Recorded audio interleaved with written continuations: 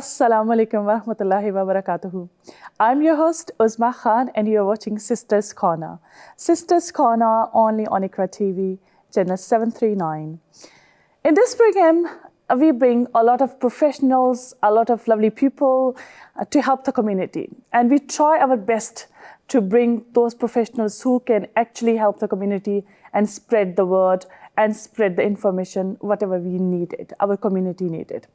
And in today's program, I have a lovely Councillor Joan Henry, and she is from Borough of Merton. And I would like to say a huge welcome to Joan Henry. Welcome to the show. Well, thank you. And, it's an honor to be here. Thank you for inviting me. I mean, what a beautiful place. Yeah. But not only that, what a lovely weather. Exactly. It appears to be you choose It's all because of you, Henry. It's all because of you. You are here. The weather is nice. Really see? nice, really nice. Amazing. Yeah. Joan, obviously, I know you as a person, and mashallah, you're a very good human being as well. And we have worked a lot, which is like amazing. Whatever you're doing for the community as well, apart from your role. We would like to know more about you and your experience. Where did you come from? What volunteer work you have done so far for the community, and what other projects you are working on. And tell us, first of all, about your background, where you are from, and tell us about something where you are from. Fantastic, fantastic. Okay. I am from Jamaica. I was born in Jamaica in a little village called Thornton in the parish of St. Thomas. And I mean, it's very watery. I mean, I'm looking at those beautiful hill, plants and everything. And it reminds me some of Jamaica with the coconut trees and all the rest. Oh, wow. So just picture those buildings, right? So that's where, my little village, where I'm from. And, I was raised by my grandparents because in those days, people want to travel abroad to find different things, more education and everything. Exactly. And my parents came here when I was 5 years old. Oh, wow. So I was left in the care of my grandmother and my brothers and sisters. So we grew up together as one on a big farm. Oh, wow. So yes, and that's why I love to do things. That's why I'm a community person. Oh. Because I love the farming and I love people.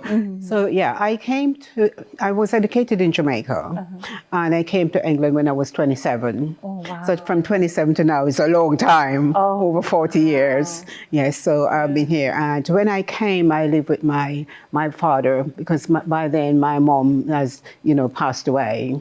And I lived with my father in Mitchell, in Wandsworth. Okay. That's where they had their house.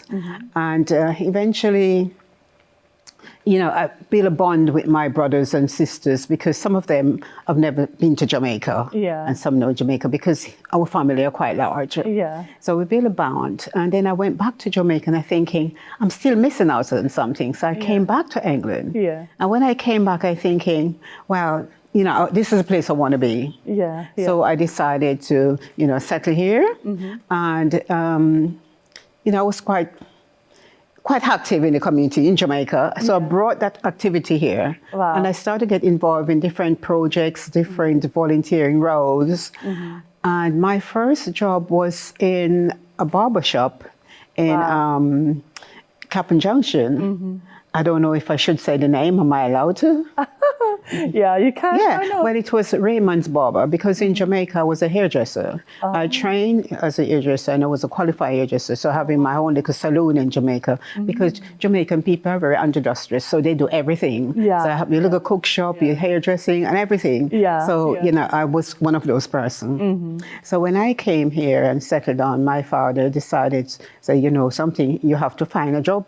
Yeah. But he took me to Tooting Broadway and he showed me the job center. Yeah. And he says to me, that side called the door line, where you go and sign on to get money. And that side, so where you go have to look for job. Yeah. And I don't want to see in that side. I want to see in that side. So which side? This side where I look for job. Oh, okay. So I have to get a job. Yes. Yeah, okay. So because in those days you have two sections in the job center. Yeah. One you go and sign on to get your dole, what they call dole. Yeah. And the other side you sign on to find a job. Oh. Okay. So that's it. Go to the side where you find a job.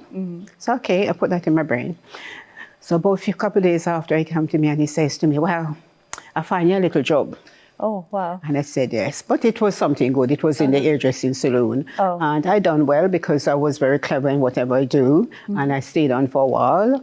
And then, you know, I got to understand about agency work, get involved with working in hotels, but still I wanted to go further. And there's a thing they call access to nursing. I went to the Queen Mary's and I did a course. And then, of course, I started to work in hospitals. And that I go from step to step, step to step. But that wasn't enough for me because I went back to college, Wandsworth College, South Thames, and I did a course in beauty therapy. And while I was there, you could do multiple courses. Oh, wow. And I did a course also in motor vehicle engineer. So I did level 1, 2, and 3, which was quite good, but I don't drive a car though. So that was very good. And, you know, when I was working in one of the hospitals, I thinking, yeah, I need to do something different. Yeah.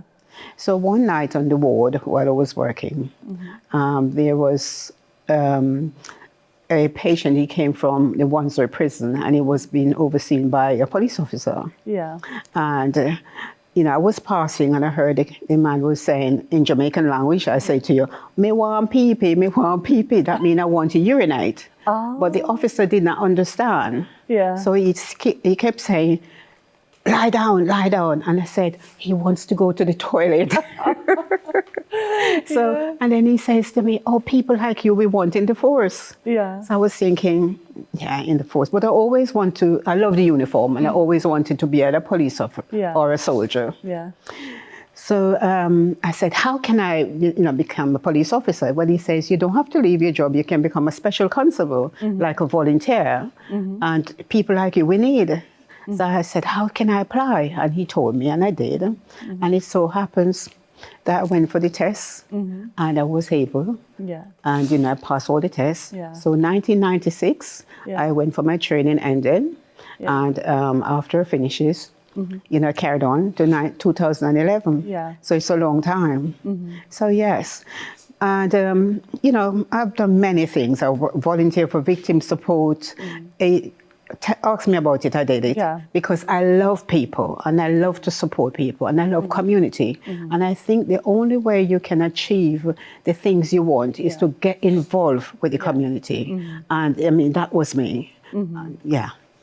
Wow. How was your experience as a police officer? Well, I'll tell you something. I remember when I graduated, and the first night we went on duty, one of my seniors, we were out, and we were going to, I think it was a raid in Wimbledon, and they were very protective. And the officer said to me, oh, come on, walk behind me, I'll cover you, cover me. But when I reached up the step, I stepped back and I saw the bouncer, and I stretched my hands out and said, good evening. And he shook my hand. Oh, wow. And he said, people like you we want. And since then, any fear I have inside of me was broken. Yeah. So I was able to go out and do what I'm doing free. I didn't feel sad. I didn't feel like there was racist issues or anything like that. You know, so I didn't have a problem. I was really looked after. And even now I still keep contact. And even now the people I met on the street who I stopped and talked to when I was an officer, they were able to come and say hello. Some of them still calling me officer. Oh, you know, so yeah. And I think it's how you respect is important. Exactly. Yeah. And it's how you approach people, how you talk to them. And they taught us this in training school.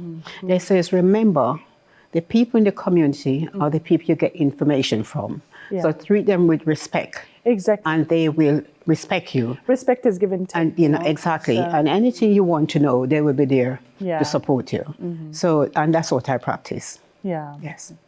That's really beautiful. And sometimes it happens actually, John, when we are in any profession, when we give respect to the public, then we get it back. Exactly. You know? True. And obviously your experience and all that is amazing to know about, you know. So how was your experience as a hairdresser? Oh, well, when when I was in Jamaica and I started off as, you know, they have a word for it, like Saturday girls used to go and wash hair from about 15, 16, you go and wash people's hair and you used to get a little tip. But I used to try and watch, I look exactly what my seniors are doing. So therefore I could be able to, you know, adopt what they're doing and catch on very quickly because I learn very quickly. Yeah. Because my eyes are open. Even when you think I'm not looking, I'm looking. Oh, wow. So I have to be careful. so it was very rewarding. And, you know, I think when I like something, I put everything in it. Yeah. So it was a very good experience. And even when I have my own hairdressing salon, people used to go to top salon. They always come to me and say, "Oh, Miss Henry, you know, I went to work today and somebody was asking me who done your hair." And by the time I returned, a new person rang up. "Oh, can I have my hair done? Oh, can I book for Saturday?" Yeah. So yeah. So obviously you have been working like in different you know, fields, and you have a lot of experience from different backgrounds and different professions. How did you come into the politics? How did you decide that you want to become a councillor, or you have to work more for the community? Yeah, well, politics runs in my family because my grandmother, she was very political minded. And I remember, I mean, in her time, they used to work on farms and fields, and some people did not own a farm, but they used to work for, they used to call the head person a busherman or, you know, a master. And then the farm workers, they used to work for them. They didn't have anything. So my grandmother and the rest of, you know, organization and other farmers, they always come together and say, we have to own something. So when you come to political time now, you know, people for voting and things, they always have a little meeting. Yeah. And my grandmother was one of the head person. Yeah. And she always said, we want a whole land. Yeah. We want a whole land. And she would always go out and do that. Yeah. But as a young girl, I mean, I was very young then, I always loved to follow her around. So everywhere she goes, I always be there, sometimes hold on her little dress, I have to come with you.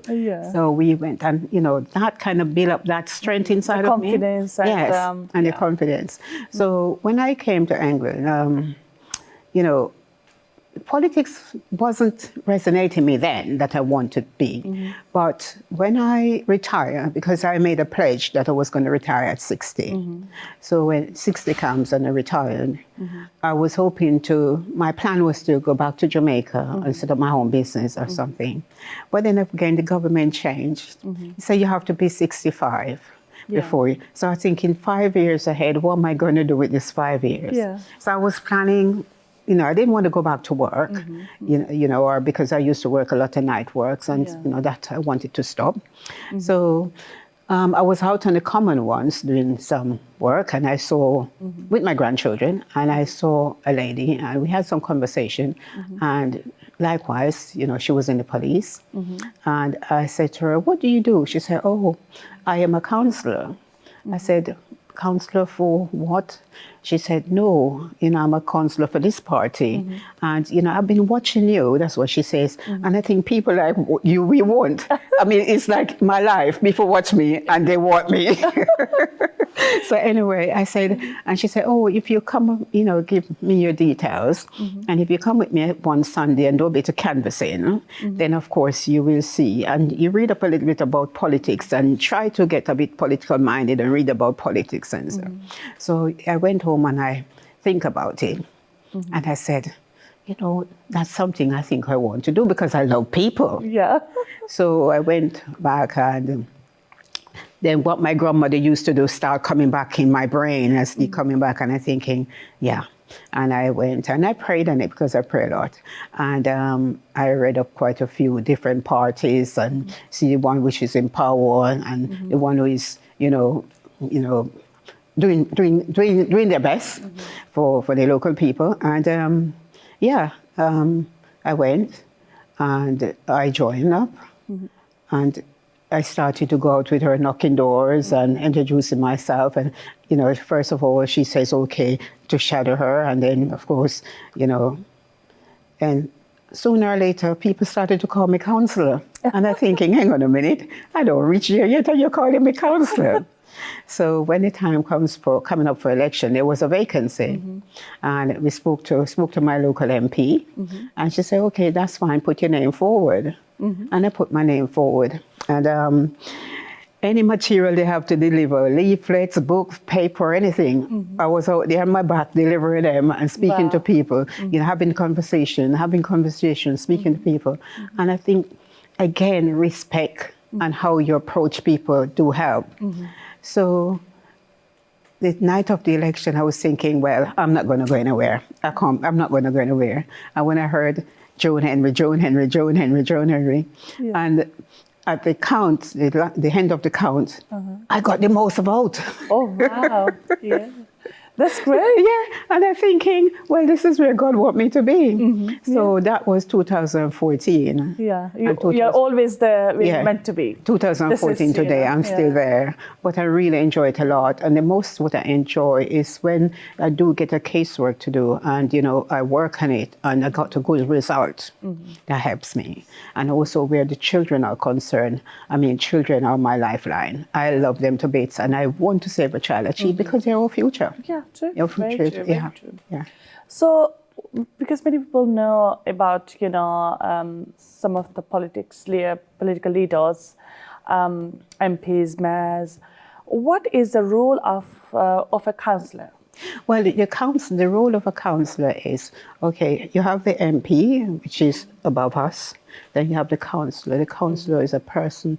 You can move from different levels. So on the councillor and their role, you're there for the people. You listen to what they have to say. You took up their casework. You take up whatever issues they may have. Your officers in the office, you go and talk to them. Say, for instance, you come to me and said, Councillor Henry, my house is, you know, I can't live in my house. There's so much mold or, you know, damp or something like that. But personally, what I would do, I will say, okay, have a look, get in touch with the housing association or the council and say, well, this is the situation, you know, we can do better and, you know, we'd like to see this addressed. And 95 times out of 100, we get them done.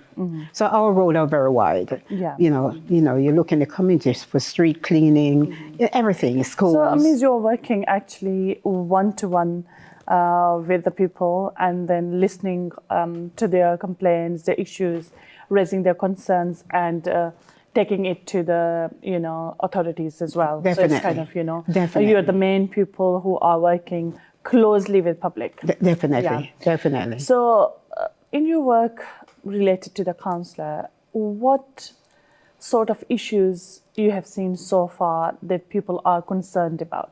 The main issue nowadays, and it's a worldwide thing, it's not only in the UK, it's all over the world, homelessness. And sometimes that's jobs. a very good topic, It's all over the world, you know, because, you know, I'm going to give you a scenario. When I was growing up in my village, there were maybe about less than 100 people. When I return, it's 1,000. Yeah. So you can imagine, right? And then, of course, all those people have to be out somewhere. So that's where the issues come in. Yeah. So that's where we have, but a matter of fact, we are working on it, you know, because no one want to see anyone homeless. Yeah. So, or isolated. So we are working on it. And those are some of the main parts what we're working at. You come down to job. Again, it's something we're working on, trying to find job. But sometimes you might find people a bit choosy. And as a councillor myself, I would say to them, listen, you know, when I came to this country, I was a hairdresser, but sometimes I have to take a cleaning job. Yeah. So you have to break your standard if you want to survive. True. Yeah. But, you know, and sometimes if you don't talk to people and tell them these things, you have to, I mean, I don't want to compare myself with somebody else, but it's just the experience. Work is work if you're a cleaner or you're a MP, you know? I remember when I was working in a hospital, there was a young doctor and he was training to, you know, get to higher level. And he was working on the train line, sweeping the trains. Yeah. And after he finished, he had a couple nap sleep, and then he go to, you know, to the hospital or do his training. And a lot of people don't realize how difficult it is when you want to achieve something, you know. But now we can say, well, I've done it. and I've achieved what I want. So these are some of the things we have to educate people with, you know, so yeah. Yeah, that is really good. What do you think? Because we can see a lot of people at this time sleeping on the road, sleeping on the train station. Many people cannot afford housing, you know, cost. They cannot pay the rent. They cannot pay the bills, and obviously financial struggle is a bit too much these days because everything is, you know, cost of living is increasing day by day. And the main struggle is where people are going for crimes, people are going for homelessness, unemployment, or you know, towards a lot of other crimes as well at the same time. Because obviously, when you don't have food to eat, when you don't have food to feed the children, then it's difficult. And obviously, a lot of people around in the community who are really, really struggling with the food, with the jobs, with the children, and where the mental stress comes as well, you know. Joan Henry, I'm so sorry. I have to have a little break, but we will come back to the same topic. Here is a time for a short break. Please tune with us, and I'll see you after a short break.